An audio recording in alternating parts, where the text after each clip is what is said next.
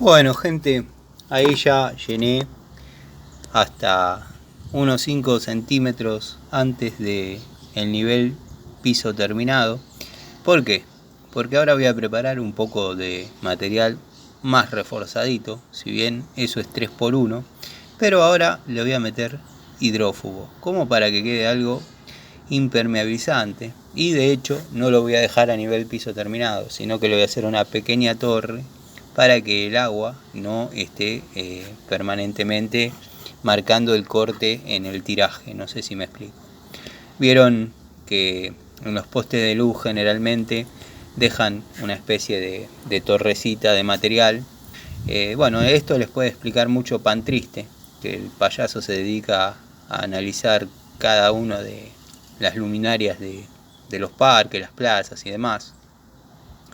Se queja porque hay cables en la tierra. Bueno, explícame vos cómo querés que le llegue corriente a la luminaria, Pancho. Después, si es cuestión de ponerle una tapa, atornillarla y demás, bueno, es discutible. Pero que haya cables subterráneos que alimenten la luminaria no me parece para nada mal. Pedazo de Pancho, salame. Bueno, a lo que estábamos. Volvemos a lo que estábamos.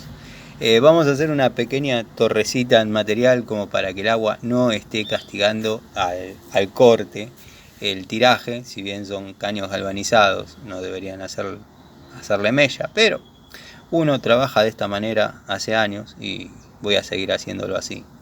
El ejemplo al que iba es que en las columnas de, de alumbrado público, ya sea para que los perros con su orín no lo dañen, o el agua de lluvia marca el corte permanentemente, termina debilitando la columna y cortando. ¿Estás de acuerdo con esto, sombrerito, o estoy hablando estupidez?